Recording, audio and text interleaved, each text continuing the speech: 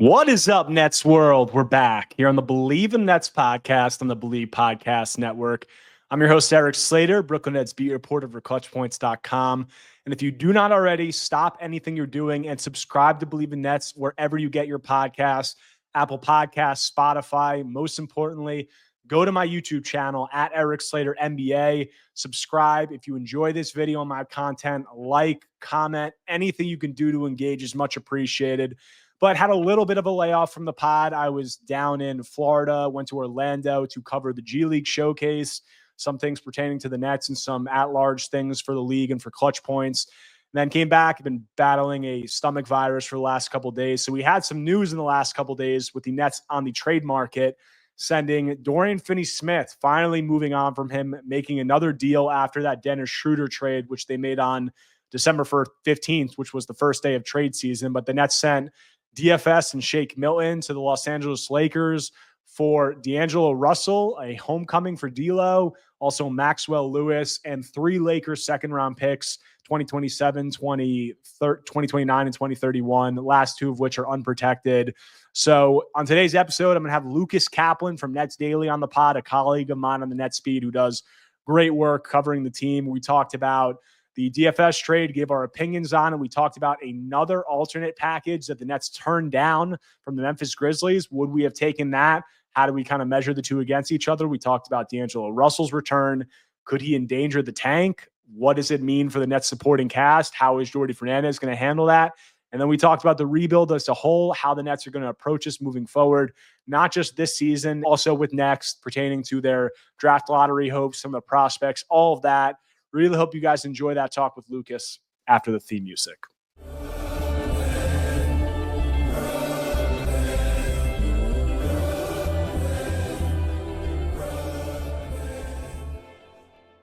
And I'm joined now by Lucas Kaplan of NetsDaily, and we're here today to recap some trade action involving the Brooklyn Nets. Nets have been the most active team on the trade market this year and made a trade on Sunday, sending Dorian Finney-Smith and Shake Milton to the Los Angeles Lakers for D'Angelo Russell, Maxwell Lewis, and the Lakers' second-round picks in 2027, 2030, and 2031. A little delayed on this. D'Lo played his first game with the Nets last night. They got blown out by the Toronto Raptors, but he played really well. It was really one of the only guys on the Nets who played well. And Lucas, initial thoughts when you saw this trade? Obviously, DFS, a guy who the Nets have been shopping, it seems like, or has been involved in trade speculation for a long time, but had managed to stay on the team through all these transaction cycles. They finally deal him. What were your thoughts? Yeah, it's funny. D'Lo back in Brooklyn. Time is a flat circle. Nothing new ever happens. Dinwiddie's been a 2-time net. Now D'Angelo's a 2-time net. The first reaction was honestly like the Nets probably got better in the short term. You know, obviously I've written a lot about how DFS is still a valuable rotation player. He really helped the Nets, best defensive wing, just made consistently good play after good play.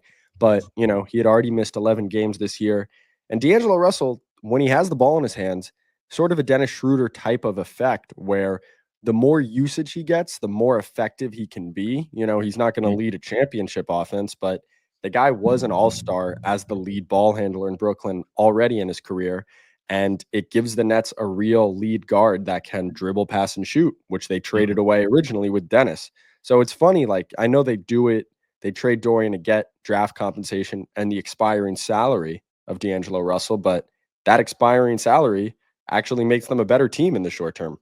Yeah, it is. And I think that's something that a lot of Nets fans are not too happy about. And we'll talk about D'Lo, his homecoming, his fit, all that. Before that, let's focus a little bit on just, as you said, kind of, I think, you know, D'Lo kind of a little bit of a byproduct of this deal, a salary filler, and something that allows the Nets to accomplish a goal of maximizing their cap space next year, which is going to lead the league. I think this increases them to somewhere between 55 and 65 million in cap space next year, just depending on some roster decisions. And then obviously they get the 3 second-round picks from the Lakers. 2027, 2030, 2031. 2030 and 2031 are unprotected. 2027 has some protections, which are yet to become clear.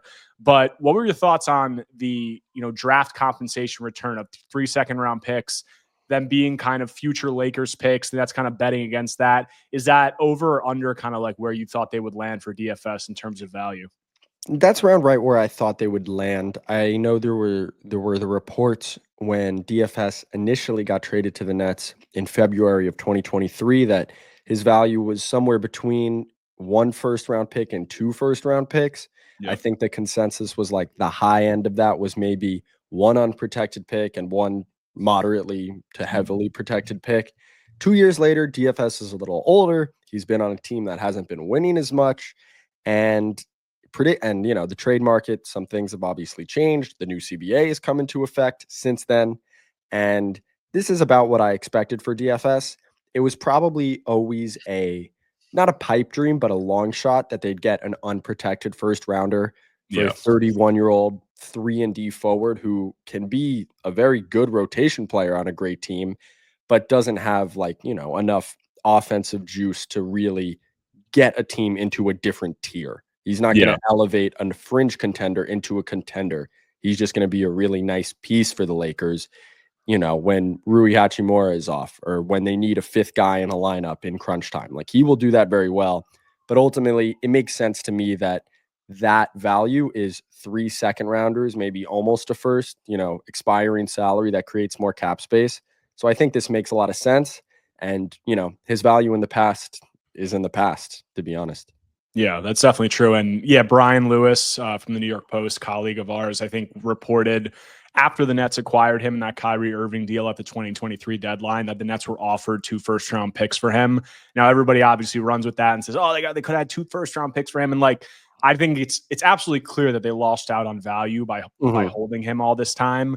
But it's unclear where those first-round picks were coming from. I'd say it's highly likely that they were protected first-round picks, given that they were going to be for DFS. And also, the Nets held on to him for this point because they really didn't know up until now, which direction they were going to take this. Now, if you want to argue that they should have known earlier, that they should have torn this down and pivoted to a rebuild, I think that there's a fair argument to be made there. But it's also, you didn't know where it could have gone. After Mikal Bridges was playing the way he was, there was a lot of people who thought that maybe they were going to take this in a different direction. And obviously, it all kind of came crashing down last year. But I think 3 second-round picks, approaching this transaction cycle, that was around where I thought that it was going to land. They made the deal for Royce O'Neal, who's definitely not like a one-to-one player to DFS, but a similar archetype who was an expiring contract.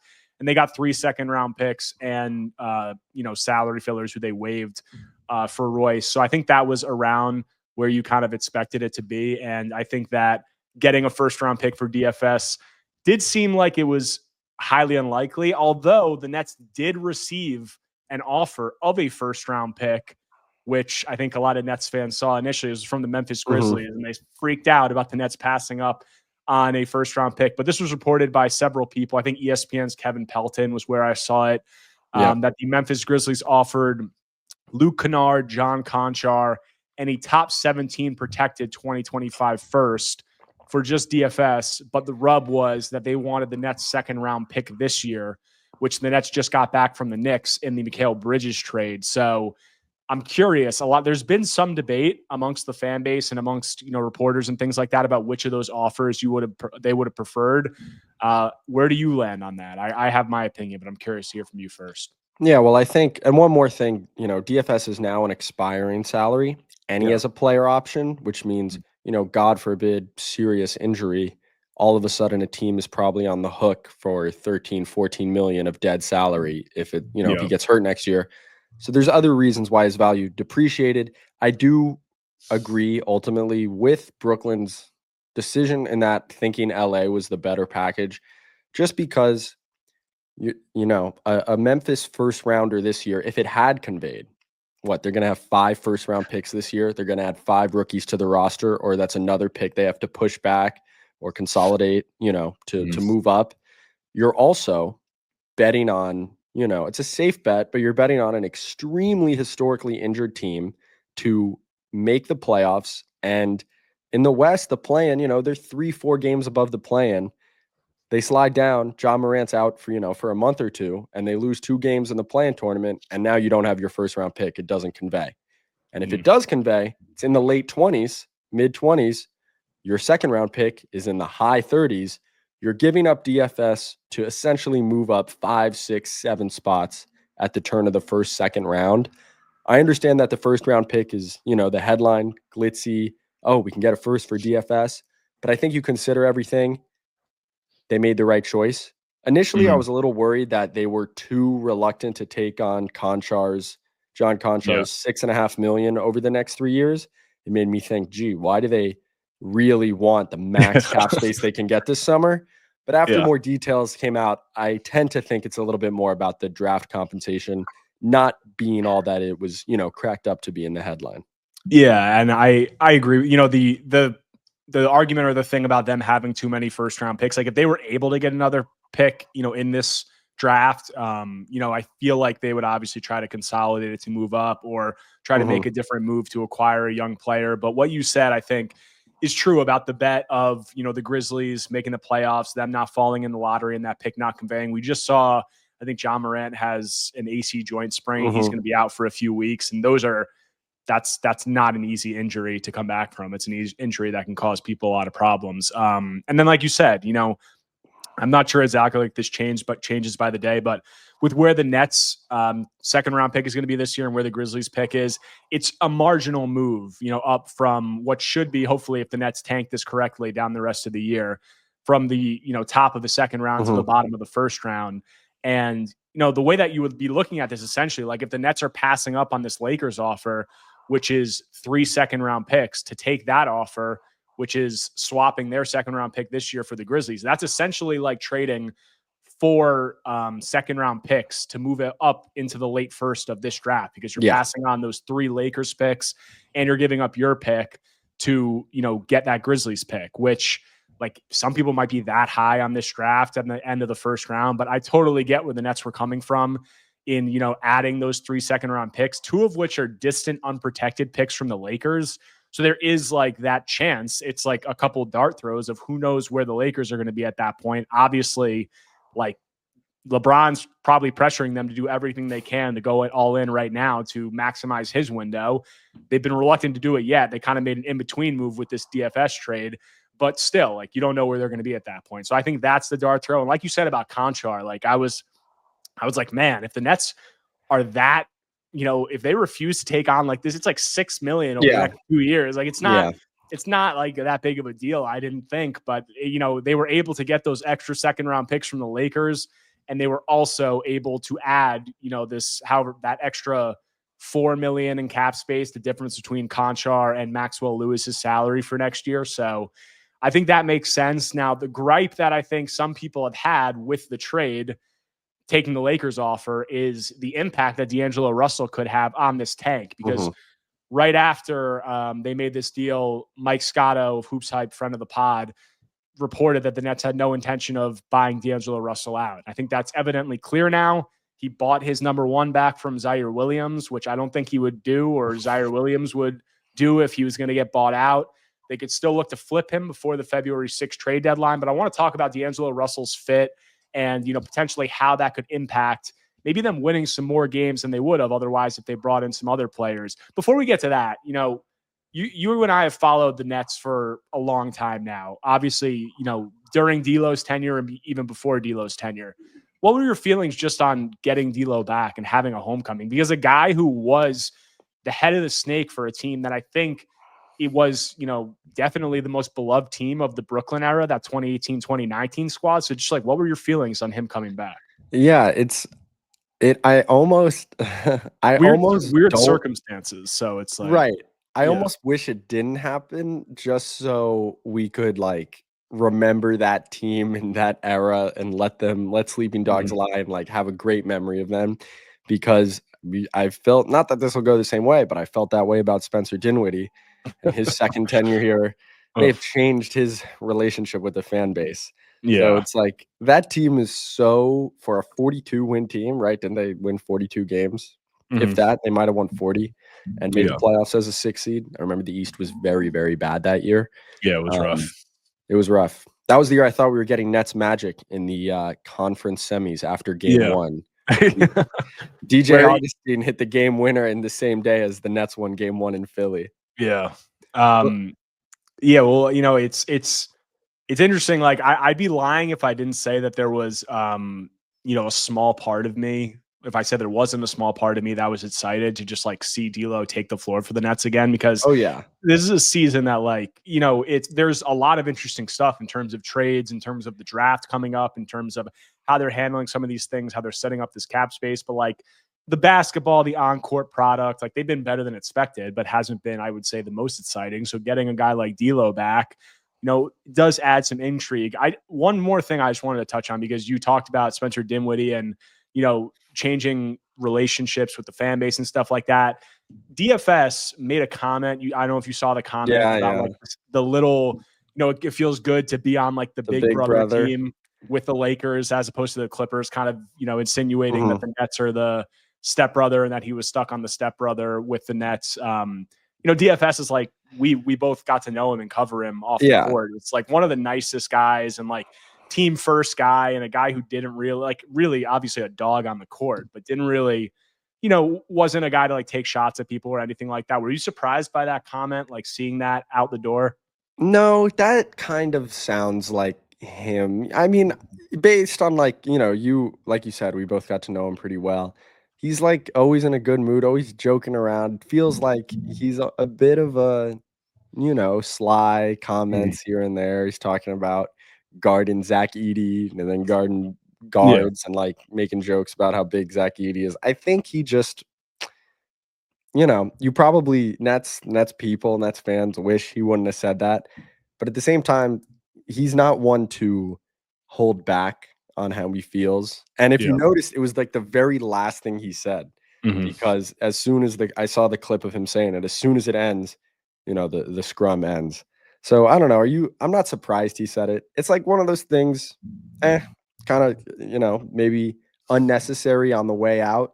But at the same time, I'm not sure DFS is thinking about how Nets fans, the Nets organization might be taking that. He's maybe trying to play the room a little bit. He's wearing the Laker uniform, all these people around, all these cameras, trying to get a laugh or something. I don't know. Yeah, I think that's kind of what I think. I was a little surprised he said it. Not that it's like that a big deal, not that he's lying. I mean, like Nets fans, of course. Nets fans in the organization obviously like don't want to hear that and have that out there. But everybody knows it's true. But I was a little surprised to hear it. But I think what you said at the end there was just like, you got the media covers the Lakers like crazy, obviously. So you got a ton of media people there. The Lakers fan base is extremely intense. A comment like that, gets some traction. All the aggregators post it. Maybe the Lakers fans, like hearing stuff like that. So you can just kind of try to dunk on the Clippers a little bit. So like, it's not a big deal, but it's just something that like, I thought I was a little surprised to hear him say it out the door, but not that big a deal. So let's get back to D'Lo and, his fit with the team. I think the fan base might be a little conflicted. Some people might be, like I said, excited to see him back in a Nets uniform and adds a little intrigue. But then it gets to the conversation of the floor raising. And like I tweeted early on in last night's game that D'Angelo Russell, like I think that he's undoubtedly a floor raiser for this Nets team. Now, some people might go back and find that tweet and try to dunk on me because the Nets ended up getting blown out by the Toronto Raptors, who are on the back end of a back-to-back. But I would counter by saying that it might have been way worse, or that it would have been way worse if they didn't have D'Angelo Russell, because he was the only player to have a positive plus minus in that game. He was, what do you have, like 22 and 8 on 9 of 13 shooting, only like 3 turnovers. He really looked outstanding in his minutes. So, what are your feelings on him as a floor raiser? And do you think that he's a guy who, could potentially lead to them winning some games that maybe they don't want to? Because they traded Dennis Schroeder out, literally traded Schroeder the first day that they could trade him, because like, he was helping them win too many games. Now they go out and bring in D'Angelo Russell, kind of a byproduct, like I said, of some of the other things they were trying to accomplish.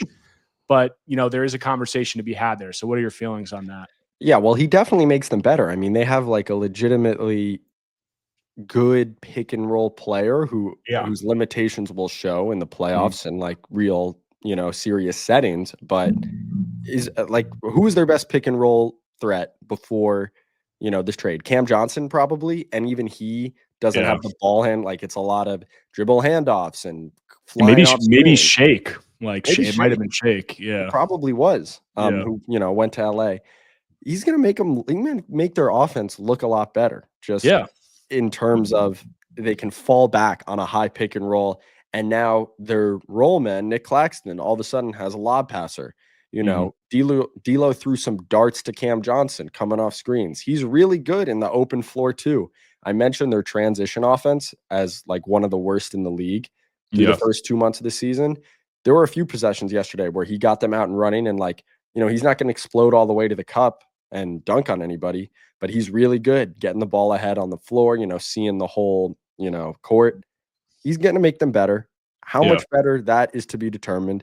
I think if you're really, you know, rebuild conscious, I should say, you enjoy the fact that he should make Cam Johnson and Nick Claxton and these guys that could potentially get moved look a little better. Yeah, he does. Like, but you know, if we're being strictly pragmatic about it, he runs a little bit counter to their goals this season. So I think it's fair to scratch your chin a little bit.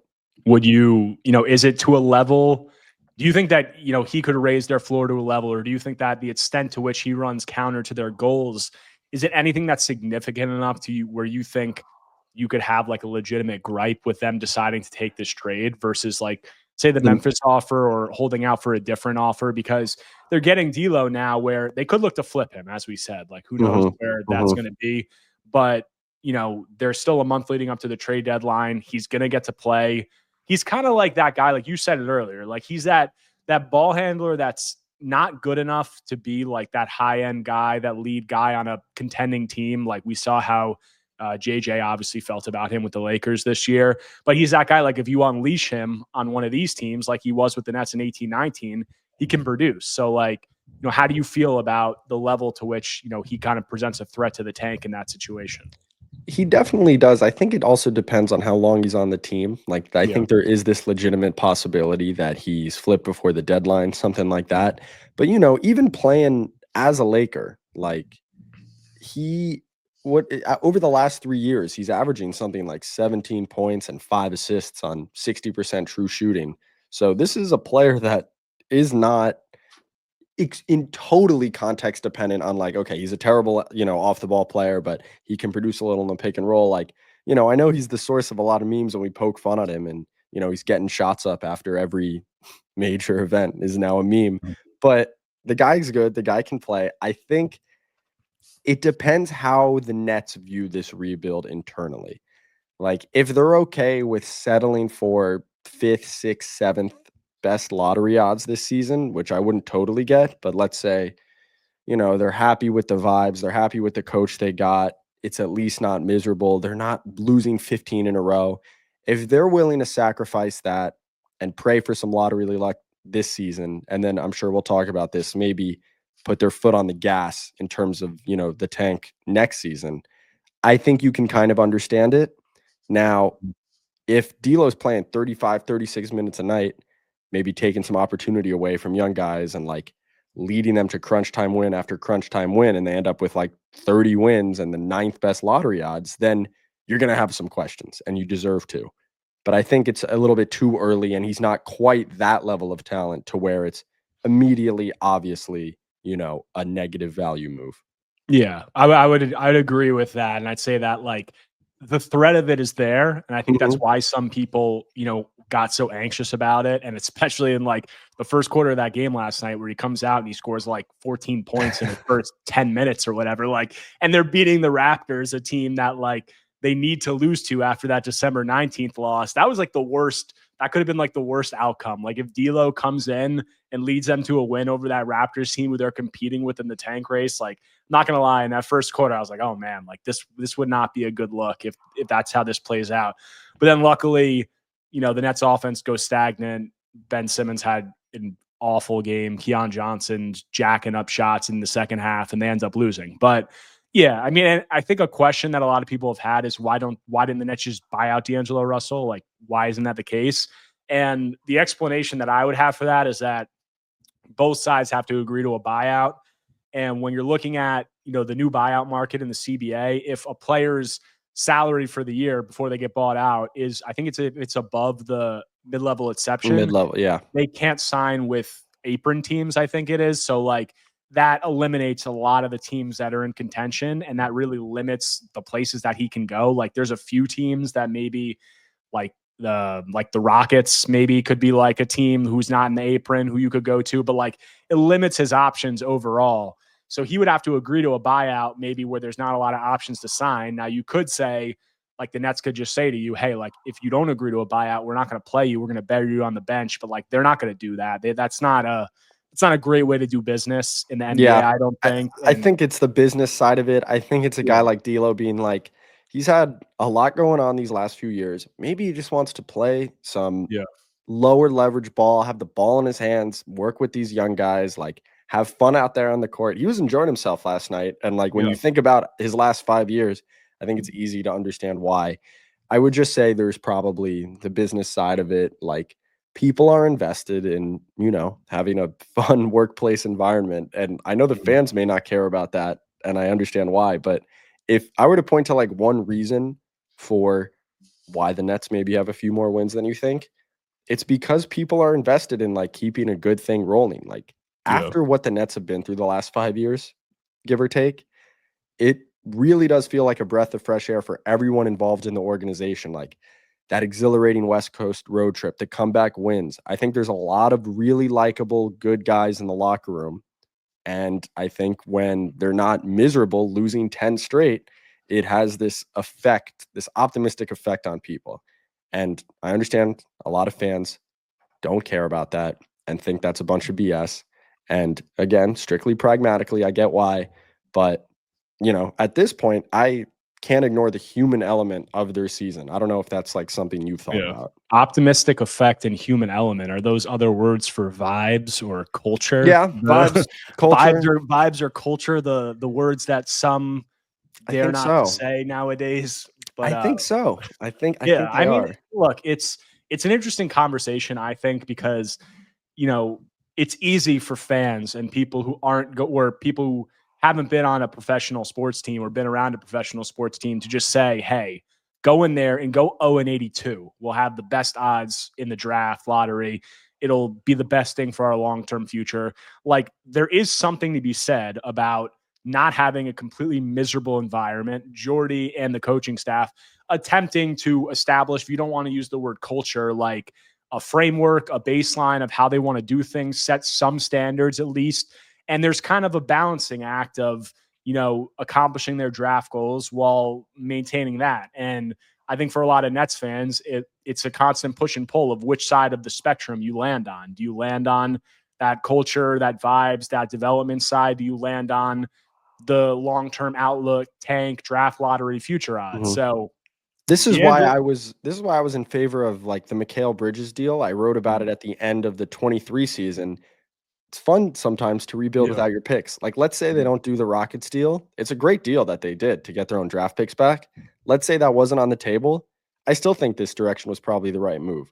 You oh know, yeah, it allows yeah, you to go like sign Russell Westbrook and have fun and maybe make the playoffs, maybe make the play-in, yeah, and so there are benefits to that. Obviously, getting their draft goals accomplished, super important. And it's why I think next year might be an easier time for all involved because there's a pathway to having a really, truly young roster with a bunch of rookies, with a bunch of young guys that will go out and play really hard and probably lose enough games to accomplish your lottery goals. But yeah, with a roster full of veterans, that's not really possible. Guys are just too good at the end of the day to lose yeah. that much. So before we get it, we'll wrap this up with thoughts about the rebuild and some of that stuff Mhm. overall. But staying on D'Lo, I think it's interesting. Like I just posted an article a few hours about this about is there going to be a point guard battle between D'Angelo Russell and Ben Simmons? Because we saw last night, obviously there was no Cam Thomas, so they kind of Right. needed the ball handling in each unit. And like Ben started and played with the starters. D'Lo was off the bench. They had like a small overlap, but they were mostly split up.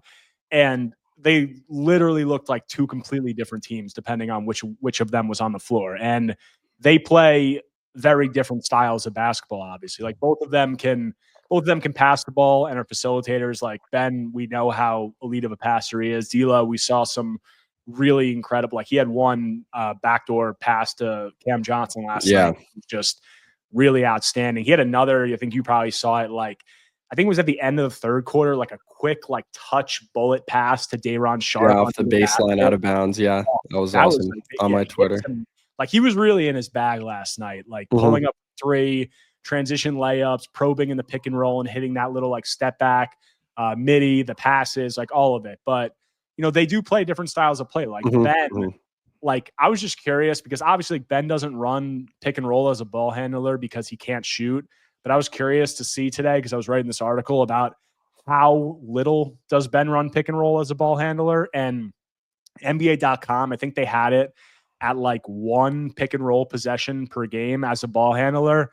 And he was like, he ranked like 140th out of 145 players in points per possession on those plays. And, you know, that I think it's interesting. Earlier, you had brought up Nick Claxton, you know, potentially having a lob guy with D'Lo now. I'm curious about, we'll talk about which one of them, D'Lo or Ben, we think is going to be the starter and all that. But like, let's talk about, I want to talk about effect on a guy like Nick Claxton for a second. Because I think it's like you wrote a piece about Claxton not too long ago, and Claxton's having a down year compared to expectations after he signed that contract, which was near 9 figures.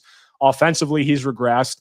I don't think all of that is a product of Ben Simmons being out there, but lately I think it's hurt him just because you can't really, not that you can't, like they had a lob yesterday that they converted on, but like most of the time you can't run pick and roll between Ben and Nick. Like it's a very tough thing to do, I think. And we've seen Nick's pick and roll frequency is down this year. His points per possession are down this year. Like in the article, I think it was like he's like 27th out of 41 big men to run like 50 pick and rolls this year in terms of points per possession. Like he's not doing that well on those.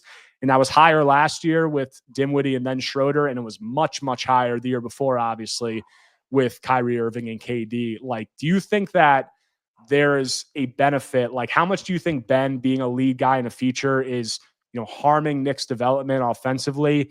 And do you think that will affect maybe D'Lo and how much he's featured and whether he is like the lead ball handler moving forward? Yeah, I think at some point, especially now because Noah Clowney's in the front court alongside Nick, Ben, Noah, Nick lineups just do not work because What if you add Keon Johnson in? Do they work? and then? you also have Keon. Well, Keon gets him up, so you know, guys, at least try to close out to him. And Noah gets him up too, but it's like he's still not the level of shooter where it's providing a ton of space on the court, and he's not like, you know, taking movement threes. Yeah. So it's just like you can't run spread pick and roll, and you can't develop Nick really. He doesn't get to do a lot of like the dribble handoff hub stuff because that's how Ben has to have the ball because he can't initiate from, you know, the top of the key, or he's not really posting up that much either. So he's kind of just handling like hub, DHO, delay actions in the middle of the court. So what is Nick doing then? He's just kind of standing at the dunker spot. And again, a lot of this is on Nick to get himself more involved. But like at some point, if it's not already apparent, the D'Lo, Clowney, Nick, you know, trio is even more obviously, you know, what's the word? Synergistic, you know, makes more sense than the Ben, Noah, Nick trio. And obviously the same goes for just Ben and Nick and D'Lo and Nick out on the court at the same time. And like, even you saw yesterday, the backdoor cut you mentioned where he threw it to Cam Johnson. You put D'Lo, a shooter, a movement shooter like Cam Johnson, and Nick out there, that's like halfway to a good offense. That's like halfway to a decent. That's like how, you know, you look at 3-man net ratings in the NBA, and it's like Chris Paul, Julian Champagnie, and Wembanyama. And every year it's like Chris Paul, shooter, tall guy. Yeah. Foundation of a good offense. So Jordy's going to, I think, be, you know, you're going to see what he believes. He really does go for a lot of these games in crunch time, last 4 or 5 minutes. He'll play whoever is playing well.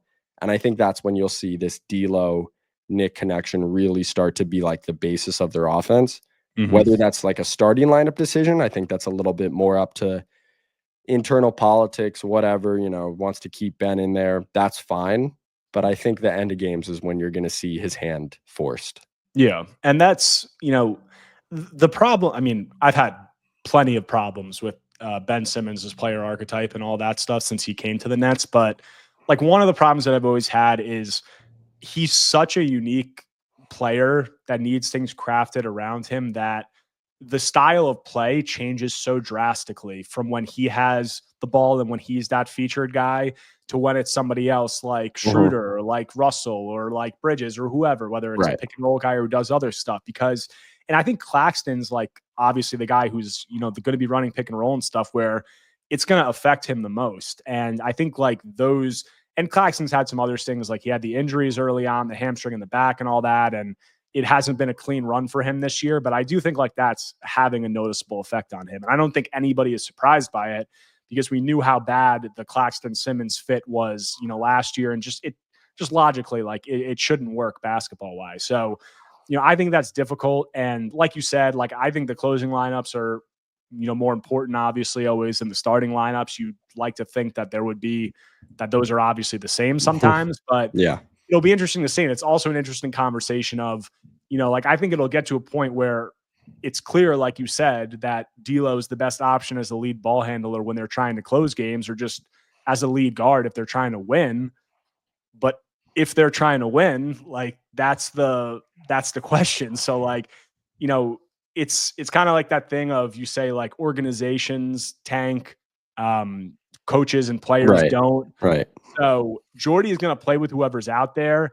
And how much is D'Lo utilized as a guy, potentially as a starter, a lead guard, as a closer? When there's potentially some flack coming to the front office's way, if they start winning some games because of him that they wouldn't have otherwise, that's a really interesting conversation and like a really interesting development to kind of monitor moving forward. So yeah, we'll see how that shakes out. Last thing that I want to touch on is just the team rebuild. And like we kind of touched on it before, and I want to circle back to it, but like D'Lo plays into all this. And you said like having D'Lo, a guy the fan base is familiar with, a guy who could prevent like just those outrageously long losing streaks and having some like good vibes and, things along those lines. Like, are they willing to sacrifice a few lottery, odd slots to get that and then potentially pivot to a hard tank next year? My opinion on it, maybe I'm not ignorant, as I said earlier, to the fact that it's tough to have just like a completely losing team with no hope and just like miserable over and over and over again losses. I don't see really why you would sacrifice lottery slots in this draft, especially when we're seeing like what the guys at the top, like Cooper and Dylan Harper, can do. And I guess there's some people who would argue, like, I don't know how plugged into the draft class you are, that because this draft class is so deep and because there's so many guys, that maybe it's not such a bad thing. But those guys at the top of the draft, like I've gotten to watch Harper in person a few times. He looks great. Like really, you did something on him recently, right? Yeah, the top three guys. Yeah, I think Dylan and Cooper have separated themselves as a clear top two, and I think that's a credit to Dylan because he was probably lumped in with that tier two because of Flag's like greatness as a prospect. But I think the argument would be, oh, that second tier below them, there's so many names and so many guys and a lot of differing opinions that perhaps the Nets have a guy or two they're locked on and think they can get anywhere in that 3 to 6, 7 range. Obviously, no matter where you fall, you need some luck. And, you alluded to it. I think it will be easier next season to have vibes that aren't totally terrible and lose a lot of games if you have a truly young roster. Rookies, sophomores, third-year guys. Like, I hate to use this as an example, but the Pistons lost 27 games straight last year and they fired their coach and the vibes were extremely terrible. But there's a lot of young guys. They signed Malik Beasley and Tim Hardaway Jr. this year. They're like 14 and 19. Their record's not even that great. And all anybody can talk about is how awesome they are and how fun it is. And like, I hope Jaden Ivey's okay. He got injured last night. That's obviously a whole nother thing. Yeah. But it's different when you have real developmental pieces. Like, oh, Jalen Duren's his pick and roll defense is this. Oh, Cade's seeing the floor better. Like that stuff matters more. Yeah. And raw wins and losses. The Nets just don't have a lot of that right now. But it's why, we're so interested in Noah Clowney and like why we're watching G League games to see how Jareed Whitehead looks. You get 3, 4, 5 more of those guys in real rotation minutes. It's a whole different state of the team, I think. Yeah. And I think there's a few interesting conversations with that because I think what some Nets fans would say to that is it's a little bit of the greed of like, we could do that next year. Why don't we do it this year too? And like, why don't we try to have the best player in this draft and then try to have the best player or tank hard for the best player in next year's draft too?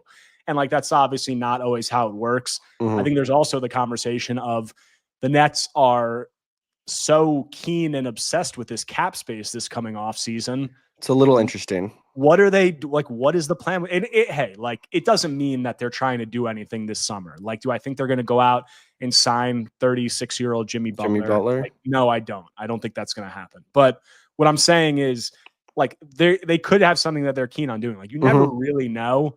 I do think, like, it would, like you said, with the guys at the top of this coming draft, like Boozer and Devonsta and all that, like, there's guys in that draft that would make a lot of sense, and they would have the luxury of pivoting to that hard tank with the being able to kind of sell the fan base on development of these young guys that they're drafting next year. So I think that makes sense. But there is also having all this cap space.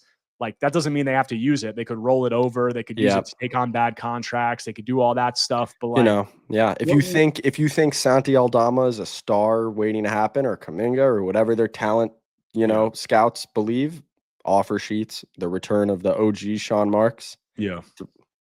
So yeah, there's a lot of options. But are you a big Santi Aldama guy? I think of the guys from that draft class, it's really like Josh Giddey, Kuminga, and Aldama that are like potential, restricted free agent. Oh, the star in hiding. Huge development. I would prefer Aldama to the other two. I knew you were an Aldama guy. Like, he shoots. He's tall. No, he's Spanish.